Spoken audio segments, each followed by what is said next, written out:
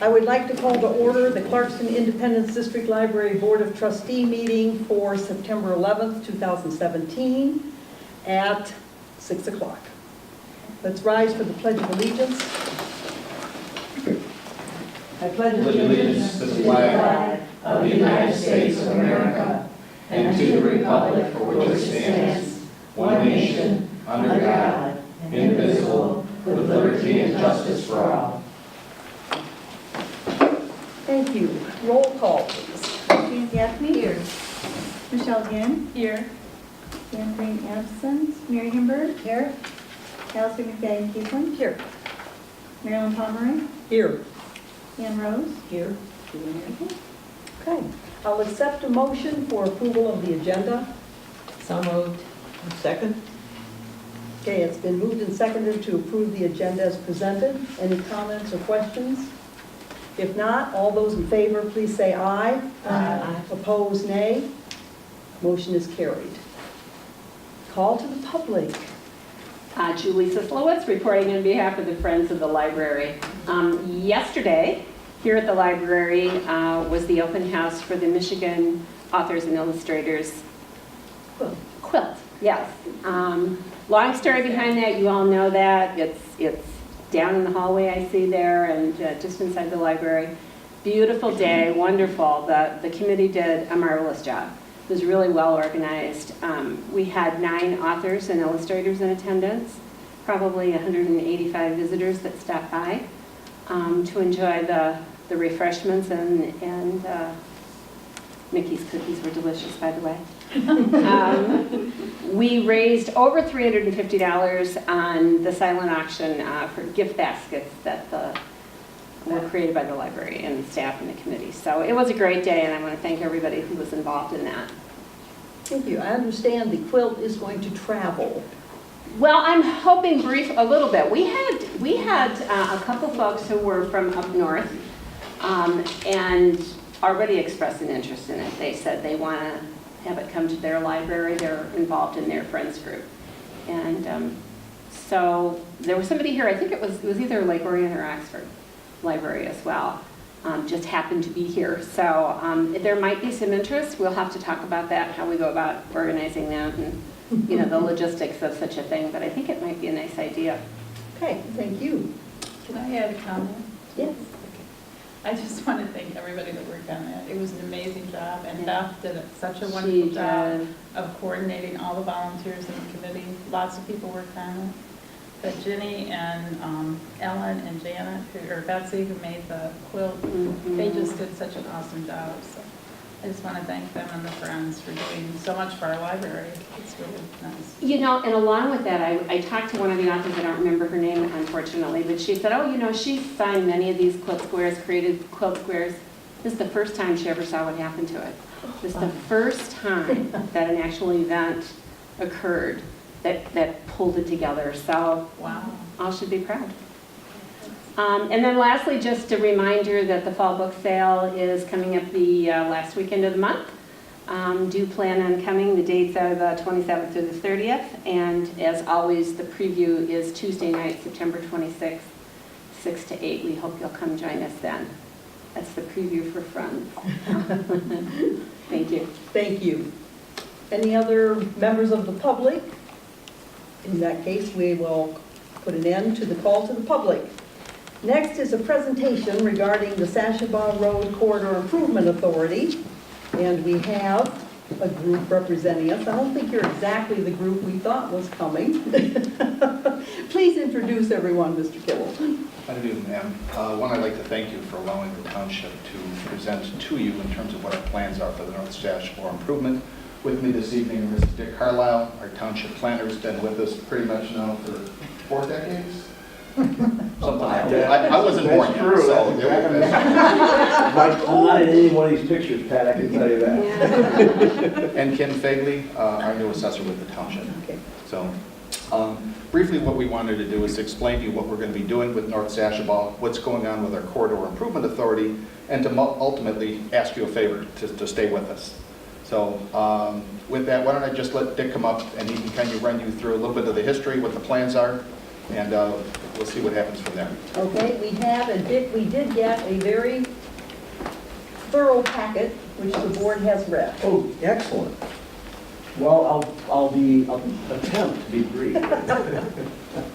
Well, as Supervisor Kittle did indicate, I've been with the township since 1981, you know, long before there was a district library. So I've seen a lot of changes in this community, but one of the things that, as many of you probably are aware, the township has long time concentrated on, which, Area? maybe it's not Nancy, there we go, I'm sorry. Push the wrong button. For many, many years, the township has concentrated on the Sashabaw corridor as a real opportunity for economic development in the future and to create what many of you probably have heard about as the Sashabaw Town Center area. And, you know, we've gone along pretty well for many, many years until something that happened, and that was called the Great Recession.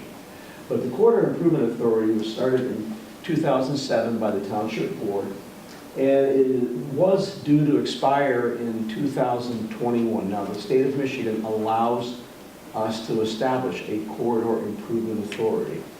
And one of the means that we use for financing is tax increment finance. And we've asked Kim Fagley to be here in case anybody needs a little primer on tax increment financing. We'd be happy to provide that. Because it is something that is a little different in terms of probably what you're used to in terms of how you do your business. Oakland County has approved the extension. Oakland County has been one of the taxing jurisdictions that we have been allowed to capture a portion of their taxes for our Corridor Improvement Authority. Oakland County, when they did participated by agreement a number of years ago, back in 2008. They have agreed, the County Board of Commissioners has agreed to allow it to now be extended for 9 years. And I'll give you the reasons why. And our Corridor Improvement Authority was very defined and specific. It was set up to only do very specific infrastructure improvements in the Sashabaw corridor. To complete the work that we started with the boulevard many years ago, but to complete all the road and other infrastructure improvements that were needed to fully round out the whole Sashabaw corridor. So far, what the Corridor Improvement Authority has done is that we've made improvements to the I-75 interchange with the second ramp that now provides a great deal of relief, primarily due because of all the Pine Knob, see, that's all I've been around. The DTE traffic, you know, now we have a relief ramp, and really that's predominantly a benefit to our residents here in Independence Township to be able to separate that traffic. We've also improved the Sashabaw-Walden intersection and increased that capacity. We've installed a traffic signal at Fleming's Lake Road where we know that the big hill comes down there. And we've completed the landscaping of the center median south of the Walden Road. That really is the only non-sort of hardscape project that we've planned. And the rest of the stuff has been really to improve that road so that it lasts well into the future in terms of what our needs are going to be. But, you know, we have a lot of unfinished business. I mean, we experienced a major economic downturn. We had some adverse tax tribunal rulings and personal property tax exemptions because of changes in state legislation that depressed our TIF revenues. So we have one more project to go, and that is to complete Sashabaw Road between Fleming's Lake and DTE Theater to now a full 5-lane cross-section. 2 northbound, southbound travel lanes with a center turn lane with the opportunity for some flexible laneage during concert time so we can get people in faster and out faster. Yeah, obviously that benefits DTE, but frankly it also benefits all those properties and all, you know, the residents that have to use Sashabaw Road on a regular basis. We will also round out the improvements not using tax increment finance dollars for sewer extensions, safety paths, and lighting. However, we would not be able to complete our final project without modifying the plan. And the reason is because of, I'm going back, what we were anticipating when the plan was originally adopted was over $7 million in tax increment revenues. What has happened because of this, post, recession, our tax increment revenues decreased to approximately $2 million. So it was a significant decrease. Excuse me, it decreased to 2 million or it decreased 2 million? No, decreased to $2 million, yes. In other words, a Instead $5 of the million seven. loss in what we originally projected, which means we had to be a lot more nimble about how we did all of our projects. We have been able to leverage a lot of dollars, but this is what Sashabar Road looks like right now, in that portion that I'm speaking about. It is, it's literally falling apart. And the road commission has said to us, we are going to have to come in here and improve this road sooner than later.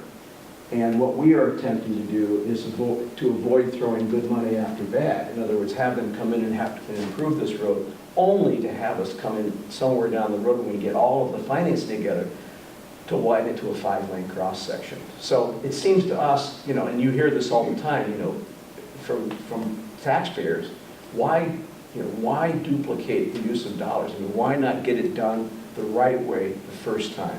And that's what we're trying to do. Otherwise, it'll continue to be 2 lanes like this, and in another 5 years, we'll be looking at a deteriorating road again unless we do this. So what we've done is we've revised our tax increment plan to enhance our financial position. We had, the extension is for 9 years, and we only selected that period of time to be able to project out enough money that we'll be able to capture to be able to finish the road. We also have 2 properties, the Township Hall, which was on the tax rolls at the time this plan was adopted, but now it's off the tax rolls, but it still gets counted against the base year of our tax increment finance plan, so that really hurts us. The second one is the McNelly, Morelli, and the Recticel property, which Recticel used to be back here, now it's the new company called McNelly Morelli. Even the fact that Recticel no longer is in the township as a business, they have a $6 million tax liability against the base year of our tax increment financing. So by eliminating those 2 properties, we will be able to significantly benefit the whole tax increment financing by just getting rid of those. So that was one of the other reasons. So Kim, would you like to give just a 2-minute sort of overview of what tax increment financing really is and what it's all about? And then I'll just go through my bullet points. Sure. I'm going to stand on this. Kim Fangley is the outstanding township assessor. Welcome. Good evening. A TIF district is a tax increment financing means for all the taxing authorities to come together to make improvements in the community. They can take the form of a corridor improvement authority or a downtown development authority, probably heard DDA. And the way it's funded, the year the district is established, there will be boundaries drawn, just like Dick showed you on the corridor, Sashaval corridor.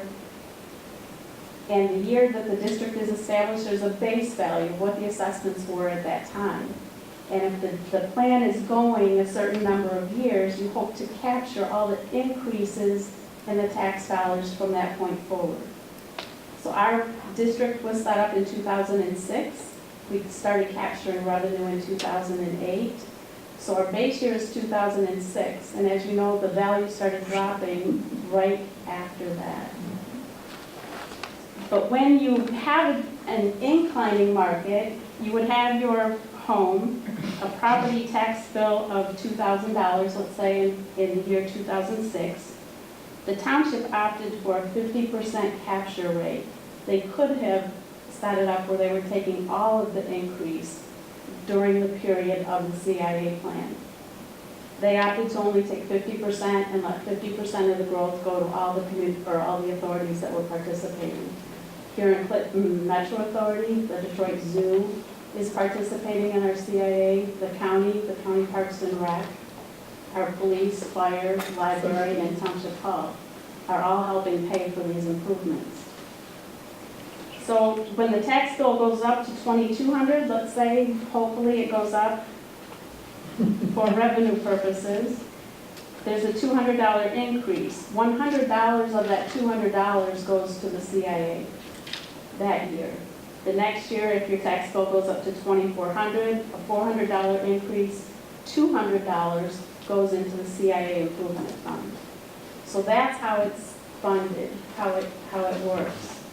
And we're here today because our original plan was 2008 to 2021 to have all these improvements made. Today, this is where we're at. We're about 25% of the way revenue-wise. If we add an extension and go to 2029, we will be able to complete the improvements. But as Dick said, we have modified the improvements and lessened what we were going to do here. We no longer have $7 million worth of improvements we're going to make. That budget has been cut drastically.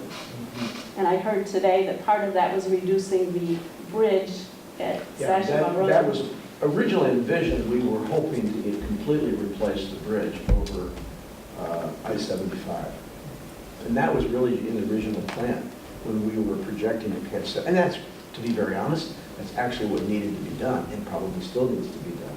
But will not be done, I don't think, I certainly know not in the remaining time that I'm the township consultant, and probably not in the next 20 years, probably.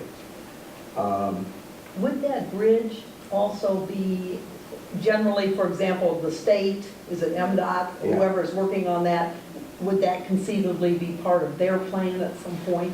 It is not, but it could be, but typically, they plan 20 years out. And even with the I-75 expansion project that you've all heard about, that bridge is not intended to be replaced. So what we've done there has extended, and we knew at the time that MDOT would not fund a bridge expansion. And that's why we began to seek alternatives, such as now adding the second ramp there, which many people thought, well, wow, that's impossible that you could add another ramp there. It worked well. But we did. It has worked very well. And so as Kim does suggest, we've had to be very nimble throughout the entire period here, not only with right-sizing the projects, but also leveraging other sources of funding. So we not only have, the tax increment finance dollars are only a small, I shouldn't say small, because all the taxing jurisdictions is large. It's only a portion of the other funding that we've been able to receive. We've used it to leverage other funding. We've gotten $1.2 million contribution from McLaren to help build the intersection. We've received close to $700,000 in state economic development transportation grants. We are applying for another same type of grant for the work north Sashaba and a little bit of additional improvement south. So we haven't relied solely on tax increment finance dollars. We have used it to try to leverage other dollars. But really, what we're really just trying to do is restore the TIF revenue. By this extension, restore the TIF revenues that we anticipated that were originally budgeted in the plan. Not going back to 2007, but really going back to post-recession when our total revenues reduced to $2 million. We are, and so we really modified our entire projects, all of our projects at that point. As Kim said, the TIF capture is 50% of the potential capture. And our thinking behind this is that let's have the other taxing jurisdictions benefit from the upside of investment in infrastructure. And I'll get into that in just a minute about what that really means. But you will continue to receive all the tax revenue that you're currently getting from the base taxable value. So you're not losing any of the revenue that you're currently getting. You're currently getting 50% in addition of what we could have captured, and you would also benefit from the upside of the growth that the new taxable values that will result from the investment in infrastructure. The North Sashaba project will be completed as planned, and once complete, we will be done, and any surplus funds will be returned to the taxing jurisdictions. The benefit, one of the reasons why we are coming to you is the reasons why this is important is because it does benefit all taxing jurisdictions. Investments in infrastructure that result in economic development will benefit you as a taxing jurisdiction, as well as the township. We know that quality infrastructure is going to attract the kind of development that we've planned for in this community and add to the overall tax base. In general, studies prove that public investment in infrastructure stimulates private investment to the ratio of $1 to upwards of $5 to $10 in private investment. We have 75 acres of undeveloped property north of I-75 and 120 acres of undeveloped property south of I-75. So we have close to 200 acres of property that will develop. The question is when will it develop? And the question is, will it develop without the infrastructure being improved north of I-75? And I would have to say, probably not in the manner that we would like to see it develop. Not in a higher level, higher quality level of development. That areas planned for office service type development, medical technology. We think that things are still going to happen with the McLaren site. That's going to attract a lot of new medical type related businesses to our township. We have 200 acres to offer to be developed with high paying jobs and high quality development that can only benefit jurisdictions such as yours. And frankly, the sooner the road is improved, the more attractive the corridor will be to new economic activity. It's not going to attract it the way it looks now. I mean, it might attract some marginal type businesses, but it's not going to attract the kind of development that we would normally see on an improved 5-lane roadway that has services. So what's the impact on district library? So far, the TIF has captured approximately $76,000 in library revenues, and that includes the total time, including the time when the library was part of the township. The original plan estimated that a total of $696,000 in library revenues would be captured. The revised plan projects that the 50% incremental value capture for the library would be $264,000. That's what the TIF would capture. That is what the township, that's what the library would retain of the increment over your base year. You will continue to receive your base year taxable value of approximately $109 million per year, or $1.4 million over the 13-year period. And obviously, if there is, and our growth projections are very conservative, but if they exceed what we think, the library will share in the upside of it. We get the road done, and we have the fund. If we get the funds, all the funds, to get the road done, and we get it done quicker, then the TIF ends, and all the revenue all the revenue that we capture becomes yours. That's under your jurisdiction. So the whole idea behind tax increment financing, if it's done properly, and we think we've done it properly, is to stimulate economic development so that by the investment in infrastructure, not in frivolous spending, but in infrastructure, so that all taxing jurisdictions can benefit. Now, we do recognize that the district library is the only jurisdiction that legislatively can opt out. And that legislation, I think, occurred a couple of years ago. Okay? Oakland County is participating by agreement. The other taxing jurisdictions do not have the ability to opt out. The other taxing jurisdictions that we are capturing don't have the ability to opt out. It's not clear if the change in the law affects the current period, which would end in 2021, or just the extension period. That's a little bit of a gray area in the law, something that would have to be clarified if you would agree to continue to be with us. What we're asking is to take the same approach as the county and allow the CIA to maintain funding that was expected. And again, our reasoning is that the sooner we get it done, it will accelerate development of Sashball Road and expand the tax base for all jurisdictions. So I think that's all I have to say. And I'm hoping, I'm sure there are probably questions, and I'd be happy to answer any of those, and Kim would be here too, and And Supervisor Kittle also, yes. You mentioned that you had over $1 million from McLaren as a part of your plan. What about DTE? I had the same question. Yes, we are currently in negotiations with DTE. They had agreed to $600,000 when we were initially doing the interchange project. And we had agreed to defer that because we had secured enough funding and leveraging state dollars, county dollars, road commission dollars, and township dollars, CA dollars, to complete that. We've actually asked them for another $500,000 on top of that, and it would be financed through $1.50 that would be added per ticket. They are currently in negotiations. You know, they're transitioning from Palace Sports and Entertainment to Little Caesar Sports and Entertainment. That is supposed to be completed around October. And So that would be a total of 1.1 that is what we're asking for, That's ma'am. what you're asking for. So, and then they asked for a small incremental change to the project too. That would be $250,000. It would actually be an additional deceleration lane for DTE, of which the sports and entertainment complex would be responsible for. So when you take a look at all of their days that they have concerts, roughly 40 to 50 days a year, it's 10 to 12% of the total number of days in a calendar year. That is what we are asking for them as a contribution predicated on site usage. Thanks. Thank you. Any other questions? We've been, since we were a part of this as a township department, we have been pretty knowledgeable about this issue since 2007.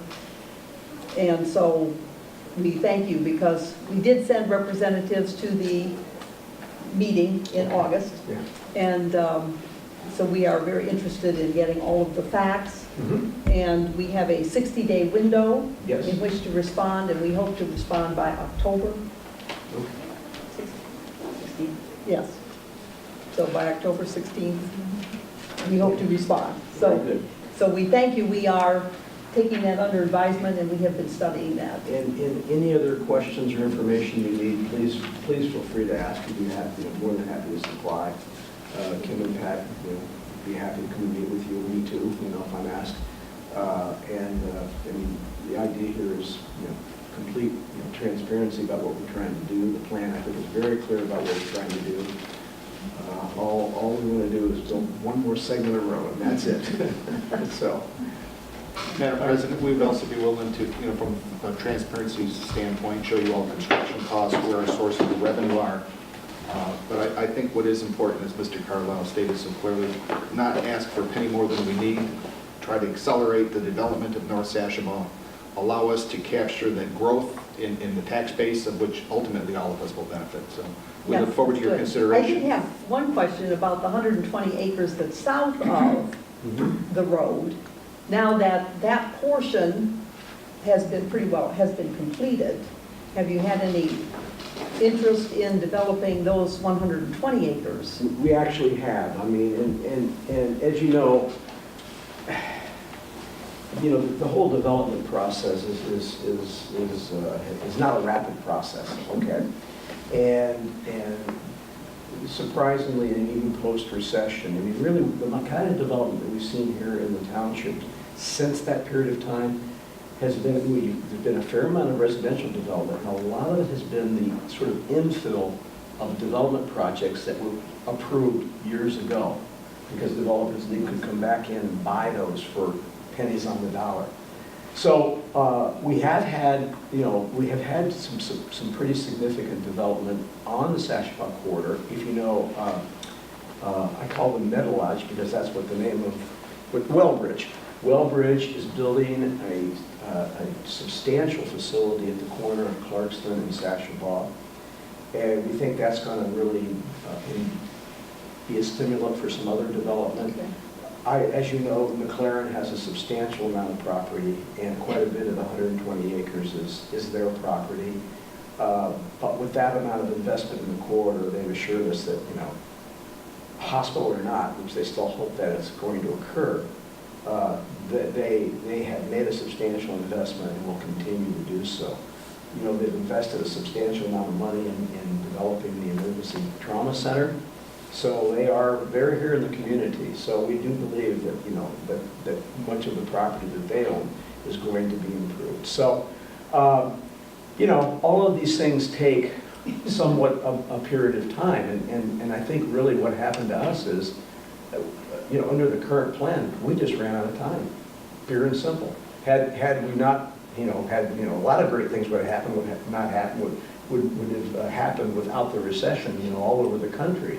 But that's predominant. We basically had about a 5-year delay, and that's pretty much what's happened. So once we get, you know, if we can get this extension, we are starting to see the upturn and the benefit of the infrastructure improvements, and are starting to see the TIF revenues, you know, go back on the rise. But, you know, when we first started the CIA in our 3rd or 4th year in existence, we captured over $200,000. After the recession, you know, several years later, we were down to 25,000. So that was the impact of what we experienced. Okay, thank you very much. Thank you. Thank you. Thank you for your time. Thank you very much.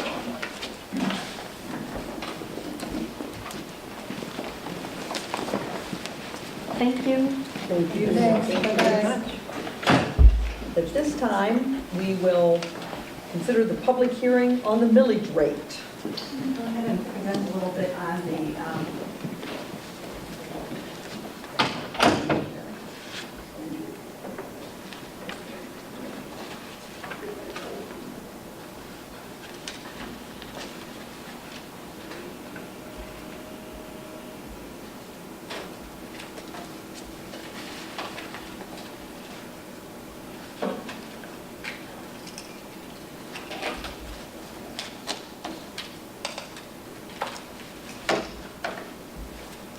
They should have an up and a down on that. That drives me crazy. You know, I'm like, I know, it's like you got a 50-50 chance of getting it right, and it always takes 3 tries for some of them. that's right. Okay. Okay, so, I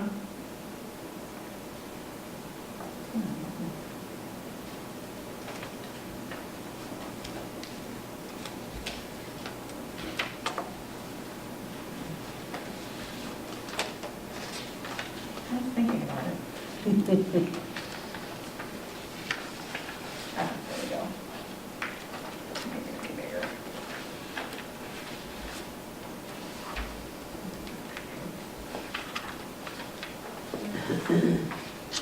Okay. So the first thing we need to do, we're having 2 public hearings tonight. The first public hearing is about the millage, actual millage rate. So this is our L4029 form that we need to turn into the county. Everyone has this in their packet. Move it over a little bit. Okay. So in 2014, there was a millage rate approved by the voters of 1.25 mils. In 2016, the millage rate was rolled back by Headley to 1.2287. The 2017 current year Headley millage reduction fraction is 0.9888. So that means our 2017 millage rate, that means what will go on to the tax bill in December of 2017 for collection and usage to fund the 2018 budget would be 1.2149. 1.2149. Any questions about that?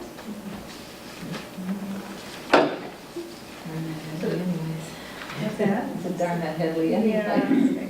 Yeah. So, at this This point, is in place until, and when we have Oh. another, hold on, oh, at the very end of my little, 2012. okay. December 31st of 2021 is when it will expire, Okay. which means that it will do the collection in 2021, so our renewal would be in 2022. The money that's collected, that goes onto the tax bill December 31st or December of 2021 would be the money that would pay for 2022, and then we would be on the ballot in 2022. So actually, our millage rate could decline each year. It, Probably providing will. the tax, the taxable property values go up, yes, it would decline. Yep.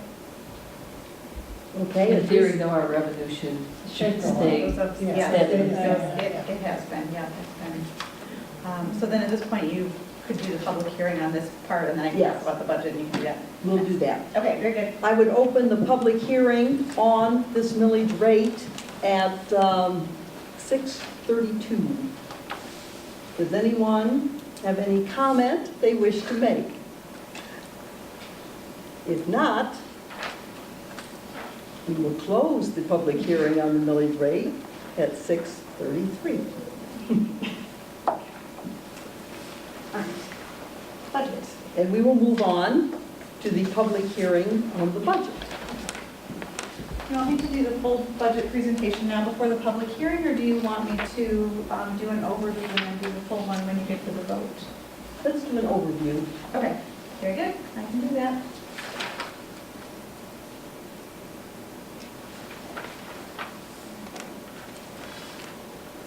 All right, so you also have this in your board packet. Let me see if I can make that a little bit bigger.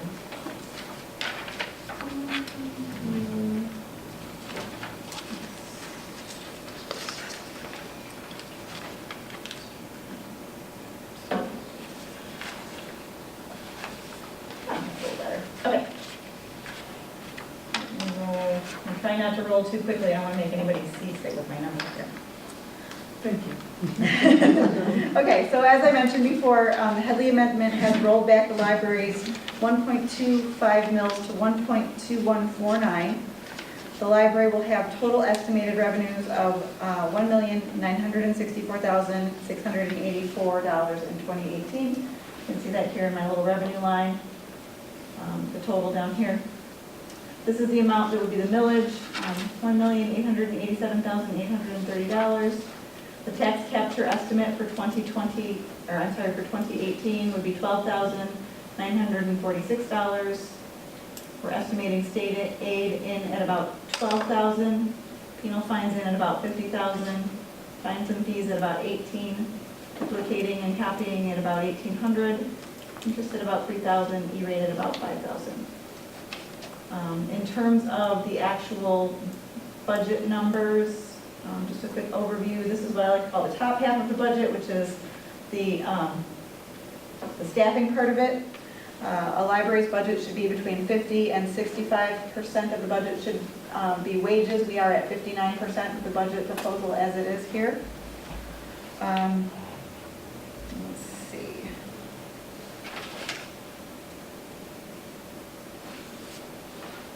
Running through here really quickly. We are anticipating, you can see on this line, there's a decrease in health insurance, not because there's a decrease in premiums. There are 2 fewer full-time employees taking our health care plan, so that is creating the reduction there. We are, pretty much everything else is just a standard slight increase. We did put in, as recommended by the staffing committee, which is the library board staffing committee, a 1% cost of living increase, which brings the whole thing up to $1,162,435. As I said, 59% of the budget. Just a quick overview of what I call the bottom half of the budget, which is the other items, the operating costs and that. We will be seeing a decrease in our professional and contract services. I didn't decrease it yet at this time. I'm still doing some calculations. It's really hard to do those calculations this early in the year because I'm kind of trying to wait and see what else we've got coming down the pike in 2017 to make sure I'm properly budgeted for 2018. So I did leave that number, but I believe that there will be money that could be shifted out of that or would go into fund balance in 2018. Special events, we did do an increase to accommodate some additional programming, building and grounds maintenance, due to our, building a significant decrease because we of course are done with, we went from $140,000 to 0 in that building line item because we finished phase 3 of the parking lot. We have a slight increase in bank fees. That's because we need to accommodate in that line item that we now take credit card payments. So we're accommodating that so we can track that more carefully. There is a slight increase in the insurance premiums as reflected by this year's cost.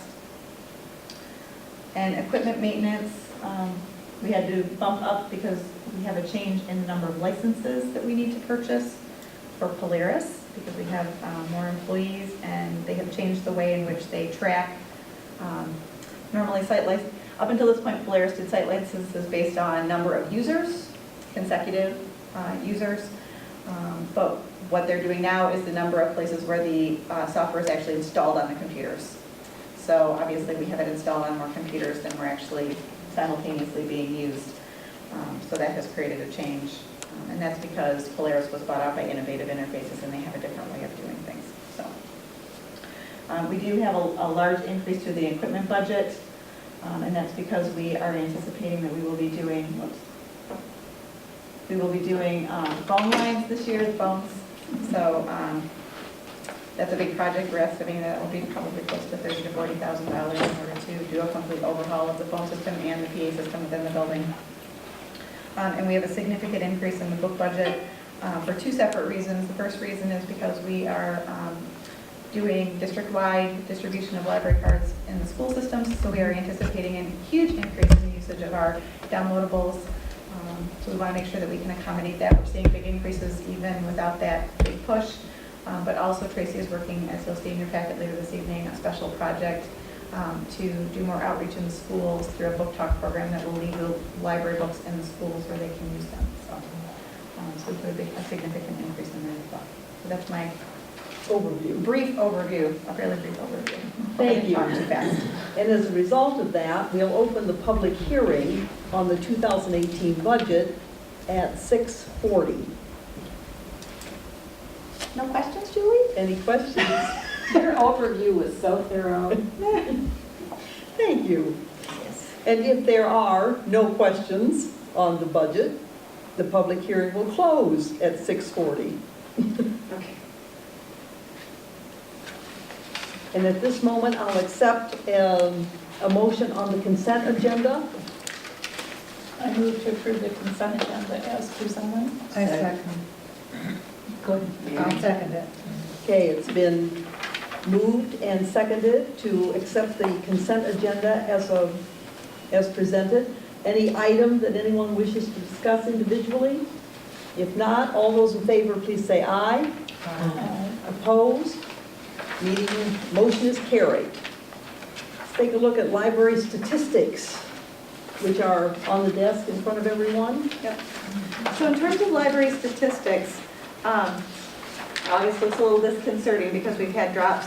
We are thinking that these drops are because school is starting a week earlier. There's a small drop in everything. August is already one of our slower months. We know that we see a drop off in usage in January, May, August, and December. Those are the times when we have slow times.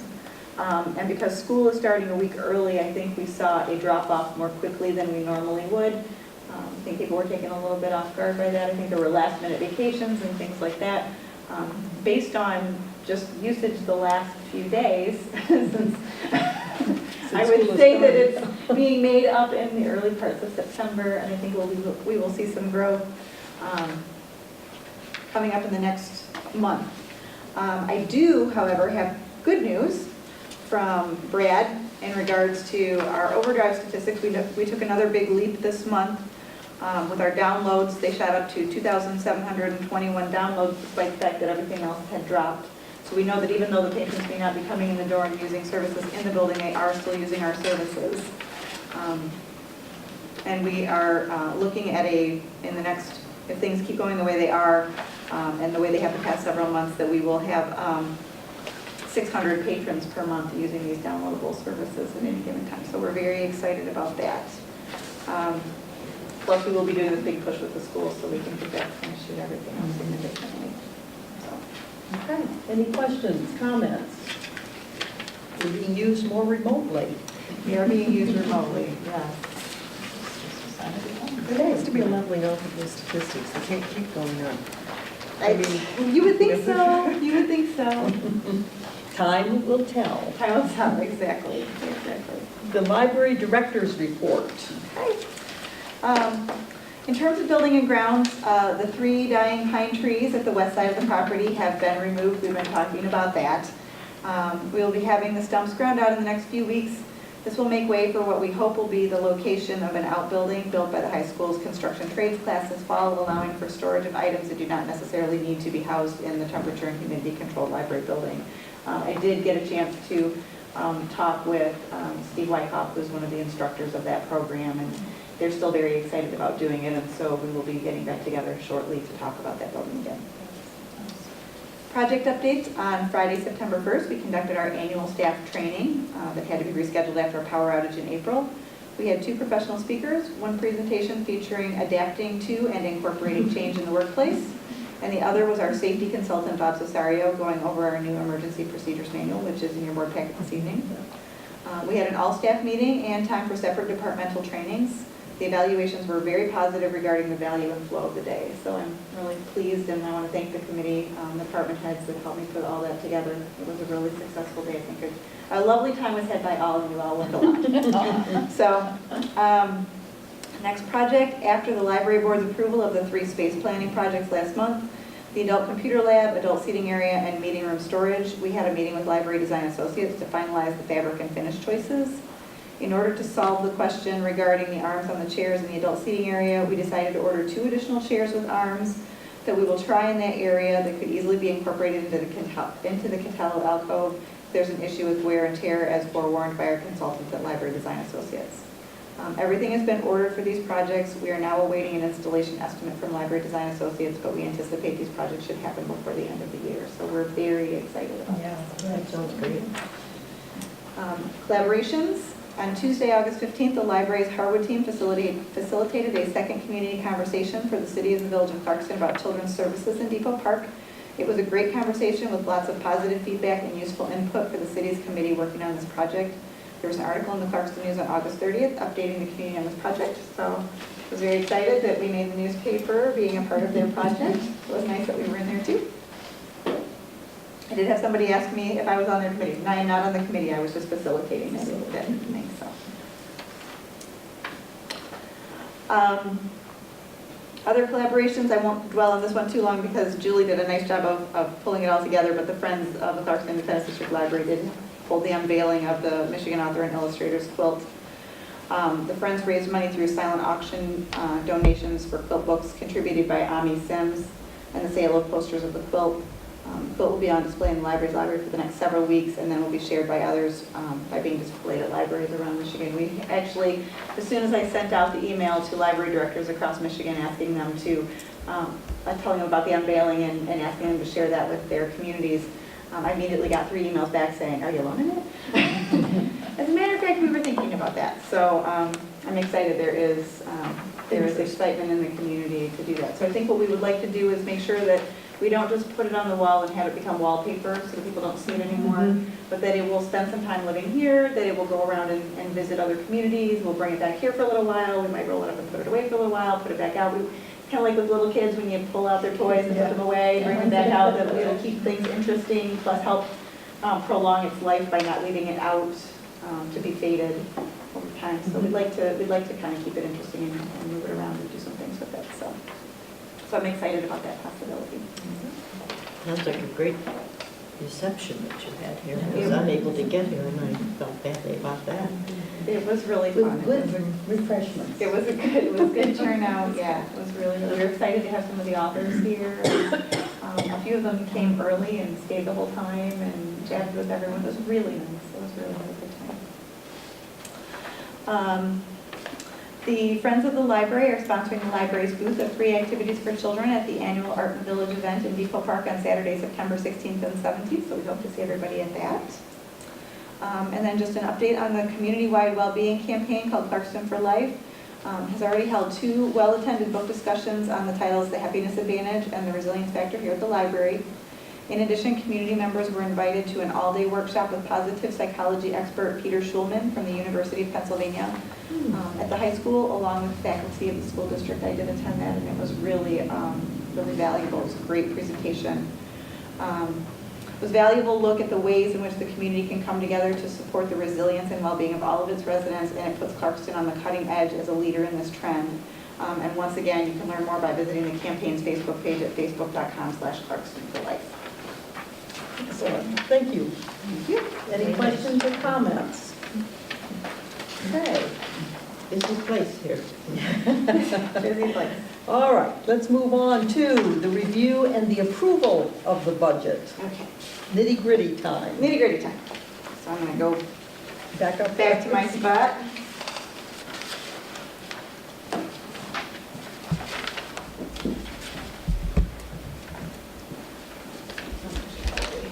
In that light a little bit, so it's a little easier to see.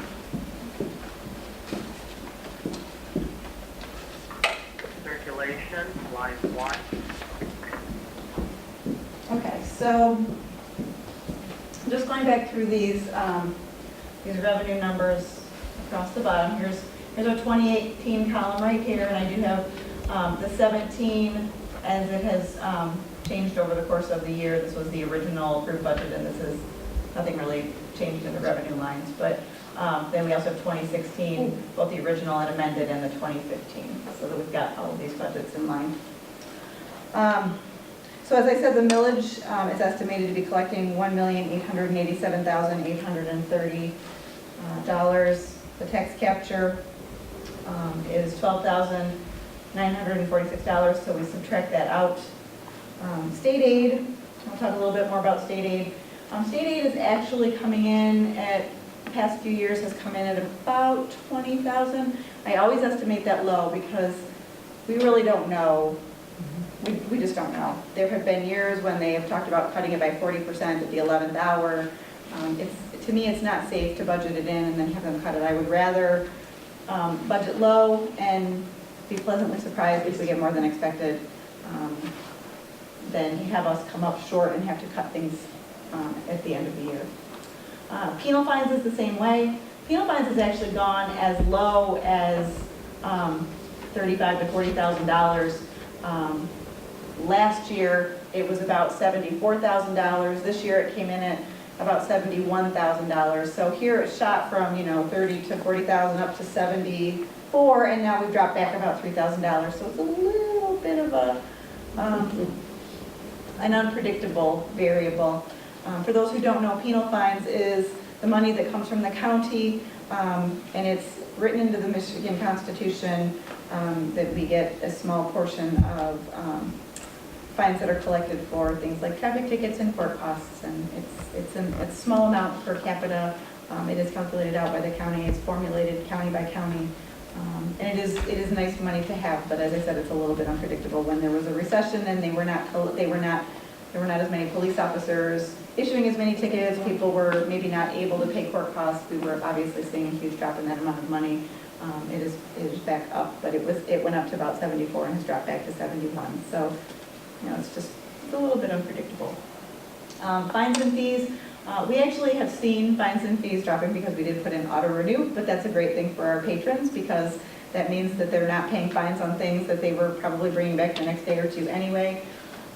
Duplicating and photocopying is another one that's a little bit unpredictable. Just depends on how often people decide they need to copy something. We're becoming a little bit more paperless, maybe not quite, I don't know. But we try to put those numbers in as an estimate based on historical usage. Interest is another one that is just kind of we kind of watch what we've done in past years and then plug those numbers in. E-rate holds pretty steady. E-rate is the grant that we get from the federal government that helps to fund broadband internet here in the library for the public, and it's based on the number of free lunches that our school district needs. So we are the baseline on that particular number. So that brings us to the $1,961,684. Any questions on how I got to that? Nope. Okay, very good. Back up to my overview at the top. I'll go over in a little bit more detail from the narrative, which you have in your packet, and it was available to the public. In the past 3 years, we've made a lot of repairs and improvements to the library building, expanded the collections programs and services to provide a 21st century library for our patrons. In 2016 and 2017, we used the Harwood Institute's community conversation techniques to turn outward, to get better engaged with the community and bet ourselves in the community. We have seen decreases in the uses of our traditional computer lab, but huge increases in our wireless and downloadable usage, much higher demand for our meeting spaces, for our own programs, as well as by our residents. All that is continuing to grow. So we've developed and begun to execute, based on the 3 projects that the board has already approved, space plans to address these important community needs. So we're transitioning our traditional computer lab into a flexible meeting space. We're putting all of our tables and chairs will be wired so that people can plug in their devices. Over in the adult seating area, that's a reflection of people using their own devices and wireless here in the building. And then trying to make this particular room more flexible by improving the storage and things like that. So in following the guiding principles for the 2017 budget, we executed this Harwood grant. We concluded the parking lot reconstruction project. We began the redesign of the library's website. We anticipate that completion in early 2018. We improved both print and downloadable collections, expanded electronic and social media communications, and based on community feedback and the library's usage data, developed the space plan. So for 2018, the guiding principles that we used for these numbers, in January, the minimum wage will increase from $8.90 to $9.25 per hour. Healthcare premiums will once again increase, but we do have a reduction in the number of people that are in our plan. So that sort of offsets that anticipated increase. As recommended by the Library Board Staffing Committee, there's a wage increase of 1% for all employees not at the top of their pay scale, already integrated into this plan. And as I said, staffing usually accounts for 50 to 65% of the library's budget, and we are holding steady for the last 2 years at 59%. Any questions, comments, concerns about any of that? All right, moving on. We talked about the revenue assumptions already, the fact that the millage rate is rolling back to 1.2149. We already talked about state aid and the penal fines. Any questions about any of the revenue things before we go into the rest of the operating? Okay.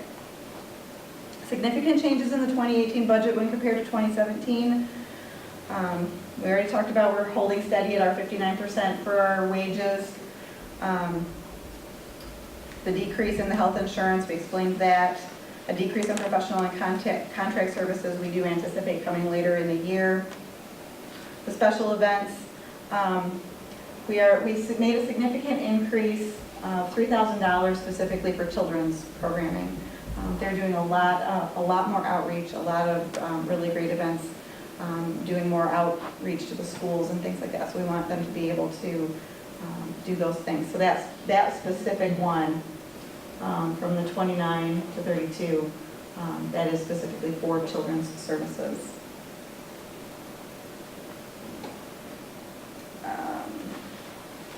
We talked about building and grounds and bank fees. We did have a slight, this insurance thing is always a little bit tough to do. We've been holding pretty steady at $18,000 for the past few years. We did have a slight increase this year that was a little unexpected. We're going to have to make a slight budget adjustment.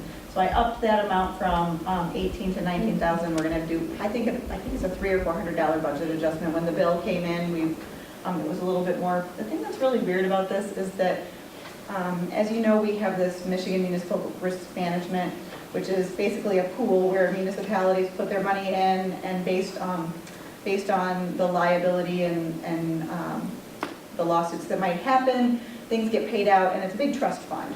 So if there are not a lot of lawsuits, then the trust fund grows, and if it gets to a cap that's already been determined, and it gets to be too much, then it's redistributed back to the people who contributed into it. The last few years, you'll remember, we've gotten a refund. Yeah. So the premium increased, but I anticipate in the last several years, if it's going the same way, we'll probably get that $1,000 to $1,500 back as a refund near the end of the year. So I put it in. We'll see what happens. Obviously you don't want to go over budget, but we'll see what happens in terms of that.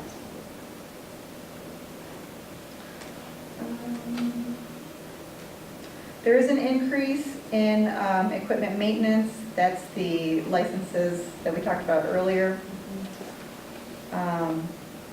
There's a decrease, obviously, in the building budget, as I said. Yay, we're done with parking lot. So we took that out. I'm so excited. There will be dancing in the streets, or at least in the parking lot. The equipment budget went up significantly. That's because of the phone system going in. Books, big increase to books. And that, as I said, is specifically for the downloadables, so that goes into Brad's budget, that's the e-collection. And also Tracy's outreach using the leasing program, and we'll talk about that later this evening, so that she can leave books at the schools. She's got a really neat plan by which we'll lease the books, and there will be a certain number of books left at each school, and then she will book talk them at other schools, and they'll rotate. Yeah.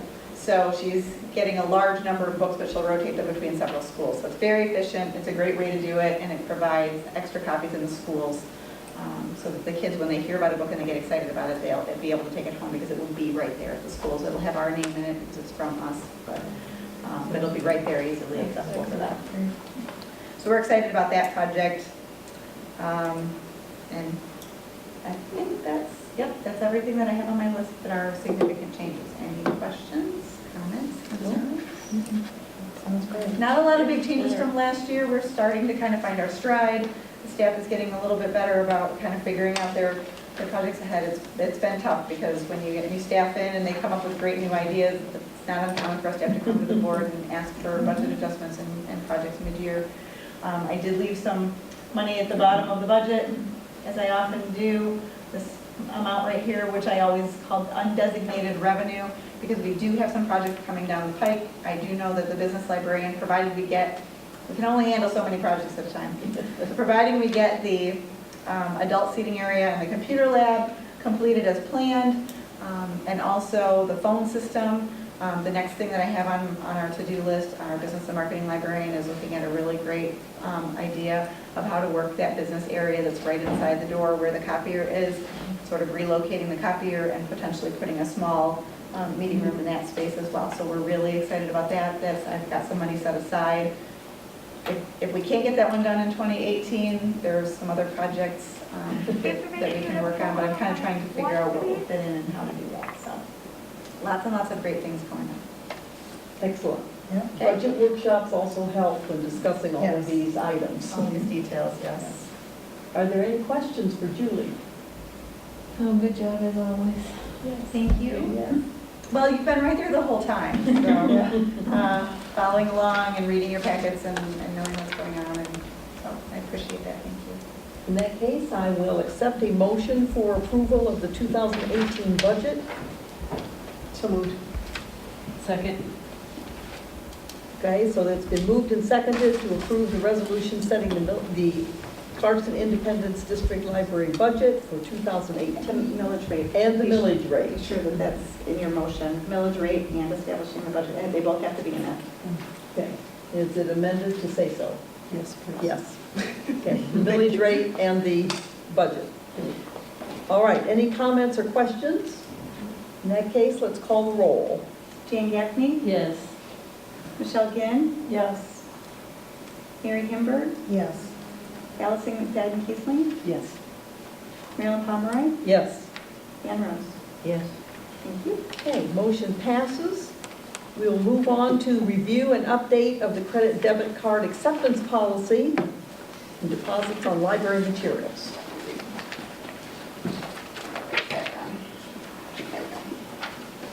Okay.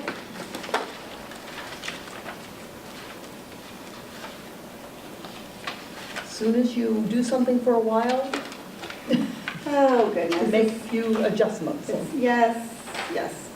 Okay, so as part of the implementation of the new point-of-sale system, the library board approved a credit debit card acceptance policy. At the time the policy was approved, we did not believe it was possible to allow an item deposit to be paid using a credit card because we thought it would be too complicated to refund that deposit when the item was returned.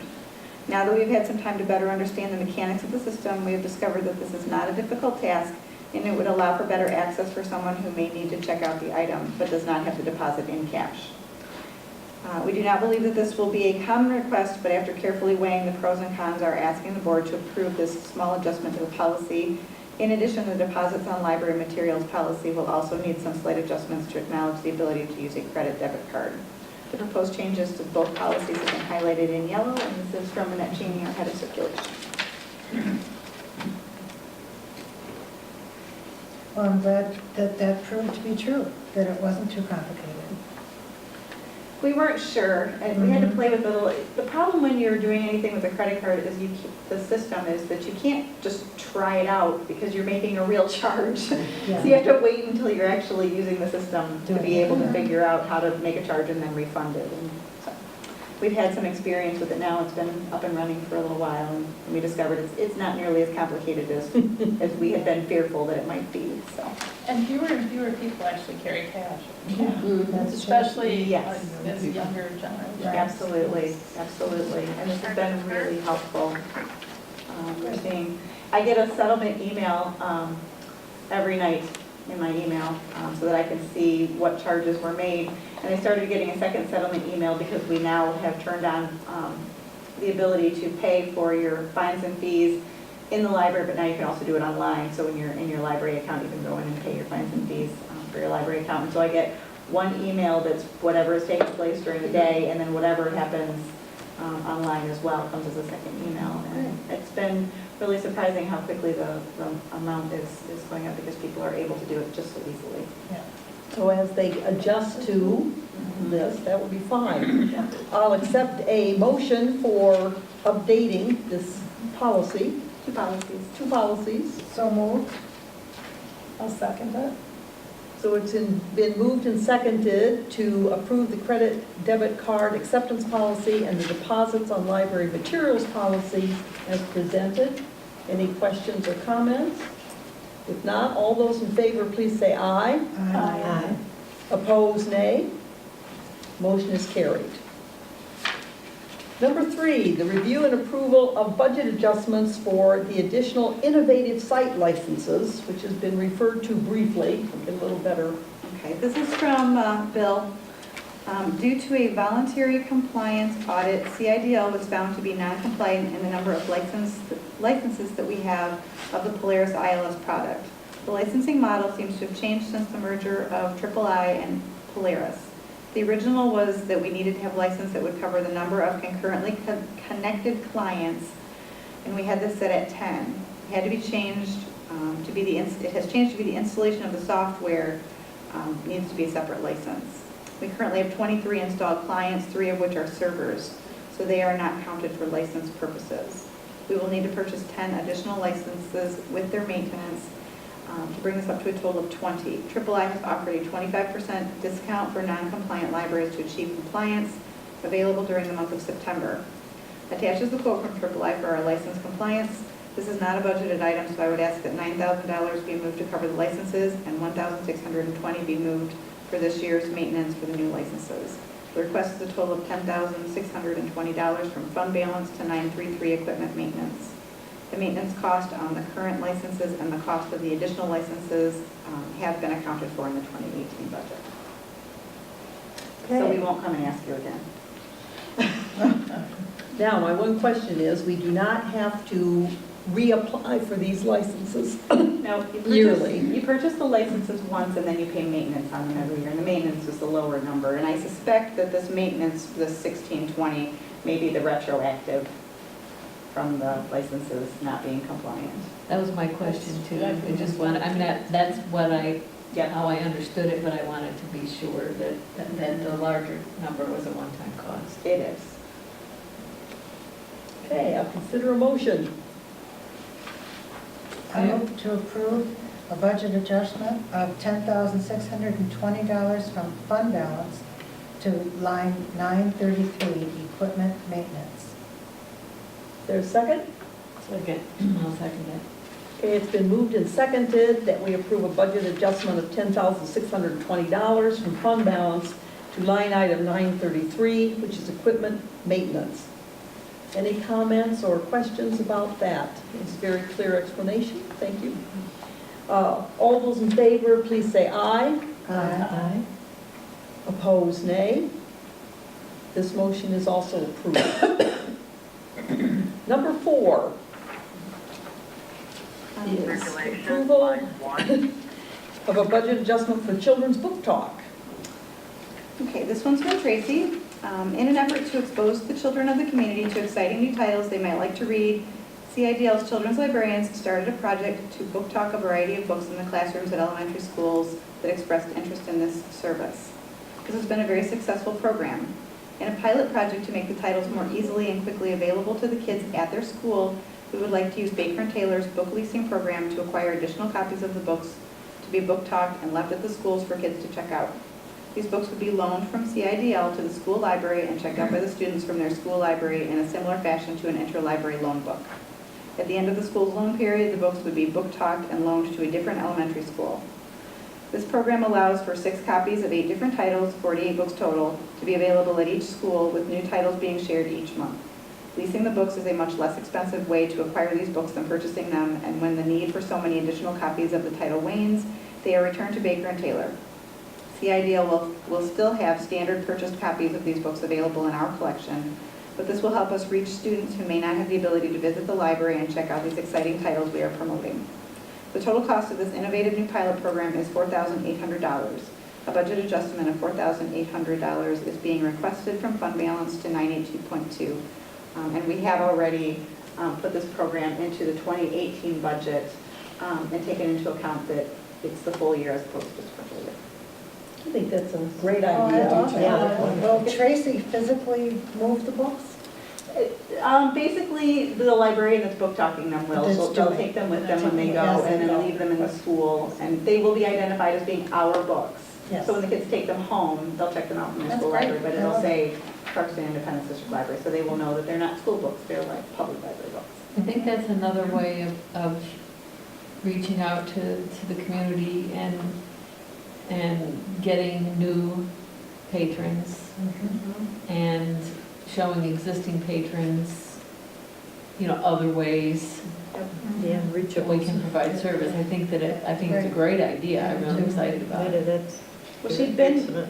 she'd been doing the book talking program the last 2 years, and she'd been leaving our couple of copies there, but then they're not here, and she didn't really want to buy a whole bunch of extra ones because there's that in the moment, they want to read it now, and then the novelty of those titles wears off, and she's book talking something else, and we were getting this kind of buildup of a lot of additional copies that were then not being used, and then what do you do with those, and it can fill up your shelves pretty quickly.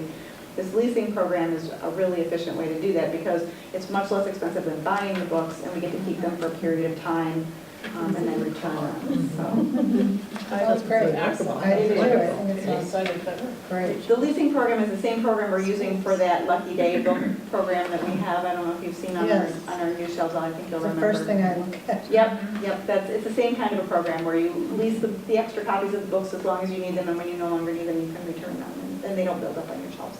Great, excellent. I'll accept a motion. I move to approve a budget adjustment of $4,800 from fund balance to line 982.2 children's books. Second. Very excited about this. Okay, so we have a motion and a second to approve a budget adjustment of $4,800 from fund balance to line item 982.2. Any other comments or questions? If not, all those in favor, please say aye. Aye. Opposed, nay. Motion is carried. Please thank Tracy for following. We're really excited about that. Okay, number 5, review and update head of adult services and full-time custodian positions. Each year, the Library Board Staffing Committee conducts a salary survey using data from the Detroit Suburban Library Roundtable, the SLRT, annual collaborative report. The board has worked very hard the past 3 years to create an appropriate structure for the library. This year, the staffing committee is recommending 2 adjustments. Our head of adult services has extensive experience, including more than a year as a library director. Because of this, he is able to contribute additional valuable input in the running of the library when appropriate and supports the library director in guiding the newer department heads. For this reason, it is recommended that his salary be raised by $1,000 per year to acknowledge this added value. And in addition, the second one, in the past few months, our current full-time custodian has taken on some additional responsibilities of scheduling and overseeing the part-time custodians, relieving the director and the administrative assistant of this task. She's done an excellent job. Attached is an updated job description reflecting these added tasks and an adjustment to the top of the pay scale from $38,000 to $40,000. It is also recommended that her salary be raised by $1,000 per year to acknowledge this added responsibility. Based on these most recent quarterly report, the library's full-time wage line is adequately funded for these adjustments for the remainder of the year because we had a period of time when we had vacant full-time positions at the beginning of the year. These adjustments have also been accounted for in the 2018 budget. Okay, any questions? And the lead custodian job description is listed in our packet. Okay. Were there any questions about any of these additional duties or responsibilities? I'm very pleased that she's taking this on. I think she's enjoying it. She didn't really, I think she wasn't sure in the beginning, and then when she started doing it, I think it grew on her. So. Well, and it makes for an efficient use of our custodial staff, so that's very important. Okay, if there are no other questions or comments, I'll accept a motion. I have two motions. Two written down motions. here. Sorry. I move that we approve the salary of the head of adult services at $56,000. Is there a second? I'll second it. Okay, it's been moved and motion accept to approve the salary of the head adult services salary at $56,000. Any other comments or questions on this issue? If not, those in favor, please say aye. Aye. Those opposed, nay. Okay, motion is approved. Now accept a motion on the updated job description for full-time lead custodian and appoint Arlene Weber to this position. Is there a motion? I move to approve the updated job description for full-time lead custodian and appoint Arlene Weber to this position with a salary of $39,000. I'll second that. Okay. It's been moved and seconded that we approve the updated job description for the full-time lead custodian and appoint Arlene Weber to this position at a salary of $39,000 per year. Any comments or questions? If not, all those in favor, please say aye. Aye. Opposed? Nay. Motion is approved. Excellent. And a review of the safety plan. It's always a good idea to have one of those. The Library Safety Committee has been working with the retired Independence Township Fire Department trainer and emergency services consultant Bob Cesario on the library's emergency procedures manual. The attached document is the final product of the committee's work with Bob. In addition to having these procedures readily available for staff, Bob provided a training piece at our all-staff on the 1st, and also emergency evacuation signage and tornado shelter signage, which we will be posting in the library, as well as additional emergency flashlights at key locations. So I don't know that we need to go through the whole thing, but just so that you're aware, he kind of went through and laid out the various elements. We determined where, if in an emergency situation and we evacuated where the meeting points are, we'll put up signage in those locations as well. And he recommended actually 2 locations because we have emergency exits on the corners of the buildings, essentially, one out front and then one in the back, and with the front one being the secondary one that anybody who goes out front should eventually work their way to the back, which would be in the back corner back here. He worked from the things that we did already have in place. The information that we had in terms of tornadoes actually came from the previous fire marshal, who had done a really nice job kind of putting that piece in place. Bob just updated it, updated the maps, and made it a little more streamlined, and then also provided a signage that we can just frame in little frames and mount on the walls. And there's 2 pieces. There's the tornado shelters and also the evacuation that shows that you are here and shows you where the nearest exit is, which is something that we had never had before. And he did all of that. That's great. Which was great. Yeah, it was something that was kind of outside of our area of expertise, but it was not outside of things. So, I had a question about the tornado shelter diagram. okay. That's interesting. Just a quick review of these primary shelters. That first one, is that the room where the snacks are, the one at the top of the diagram?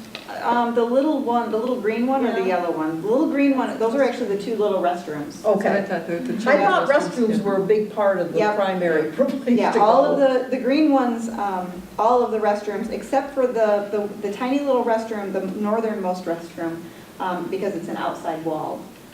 He didn't want to include that one. It's a secondary shelter, it's not a primary shelter. So basically what he says is use the first little bathroom first, but if it's really There's small, overflow. if there's overflow, if there's overflow of people, you can move them into the yellow areas.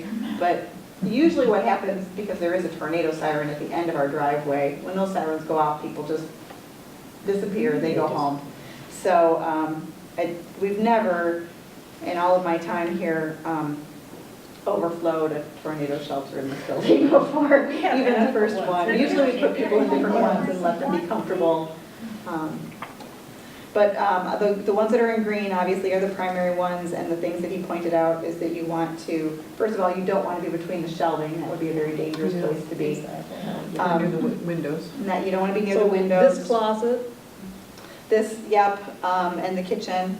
But in this particular situation, the tornado is going to come at the building this way, so you obviously don't want to be in basically anything that's on this back wall, this southernmost wall. And he said you want as many walls between you and the point of impact as possible. The other thing that he said was, which is really nice to know, is that our building is actually very strong, because in the case of a tornado, cinder blocks may shift, but we have steel structure. So our building is, if the cinder blocks shift, sometimes the roof shifts and sometimes things can come down, and that won't happen in our particular situation. So he felt like we had a really strong building. One of the things that we do run into in this building, because it has a steel structure, is that we have trouble with weather radios. And we do not have a weather radio because we've never been able to get a good reception from one. And so his recommendation is that we purchase a weather radio and have the antenna for it mounted outside the building somewhere in a location where it will be protected. So we are going to look into doing that as well. find that spot. huh? Find a spot, find some kind of a spot in order to do that, because the weather radio gets so much interference, all we get is static and crackle. So anyway, he also included good information on handling challenging cases. That was excellent. Yeah, This is very valuable. That's something that we actually had in our policy, but now it's centrally located with this. He made a couple of small adjustments to it, but pretty much it was what was in place that Lawrence had brought to us when we were working on those policies. So Lawrence also gets credit for writing this one as well. So. It's very good, though, Yeah. and when you're in the Yeah. moment, I think it's good to have this in your background to just know. And to have staff Absolutely. trained, so you Yes. know who's responsible for what, and nobody gets left behind. Exactly. And then also our incident report is in here. Yes. And these are the basic mechanics of it. Obviously, there is concern, a week or so ago, there was a shooting in a library in New Mexico. So Allison was very thoughtful. She sent us the video that they use at her place of employment. We distributed that to the staff. Bill and Lawrence actually last week went to a special safety training for libraries and came back with some good ideas of how they want to do some additional training, specifically not just in active shooter, but in some other kinds of things as well. So Procedural kinds sorts of things, activities. yep. The staff has expressed interest in bringing in the Black Belt librarian, who is a well-known presenter in the library world on safety in libraries and other public places. He's pricey to bring in because he comes from North Carolina, so you have to bring him up, and of course, maybe put him in a hotel. And so we're hoping to find maybe some libraries that might be willing to share to bring him back up. He's been here before, and I've been to see him twice. And a couple of other people on staff have seen him, and they keep saying, we want him to come back. Who is this person? His name is escaping me off the top of my head, but he wrote a book called The Black Belt Librarian, and he is... Okay, he's the author of the book. He is the author of the book, Actually, The okay. Black Belt Librarian, and he has been a professional security guard in large library systems with multiple branches in very urban areas, and he has just great hands-on training and puts you in scenarios, and lots of good practical advice of things to do and things not to do. So. This would seem to be definitely a regional library project. Yep. So we're hoping. Yeah, it would be a good idea to do it regionally, because Yeah. it's to share the cost and to get the information to as And many yes, people as share the possible. knowledge, yeah. That would be a reasonable, well, He loops through from time to time. He hasn't been in the area in probably 3 or 4 years, and we were thinking maybe it was time to talk to some other libraries and see if we could loop it back through again and see if he could present here and maybe some other libraries as well. So. all right. Well, thank you. At this moment, I will accept a motion for I adjournment. have one thing, just, I'm here signed, looking at these checks, and this one says it needs board approval. Did we approve that last month? Because it was not on tonight's agenda. It will be on, on. it will be on next month's agenda. Okay. She'll hold the check till then. Yeah, that's I why I didn't have notice it until sticky until I was going through the invoices this morning. so. Okay, all right, because I didn't, I was like, do I sign this one? Yeah, go ahead and That's why I sign put the sticky note on it, because Yep. I didn't want to mail it by Okay. it. accident. We won't mail it until you approve it next month, but it was Okay. too late to get it on the agenda when I realized it was in the Okay. pile. I was Sorry just, about that. because I'm like, I don't remember approving this before, and I'm looking, Thank it wasn't, you. it wasn't on tonight's agenda, so I just was, you know. Eagle curious. eye. That's great. Okay, in that case, I make a motion that we adjourn. A second. Good, see, Dan's not here. Yep. So it's, this is moved I'll and cover seconded. All those in favor, please say aye. Aye. Opposed? Okay, this meeting is adjourned at 7:25. Thank everyone so much for your attention and We covered a lot, cooperation. and they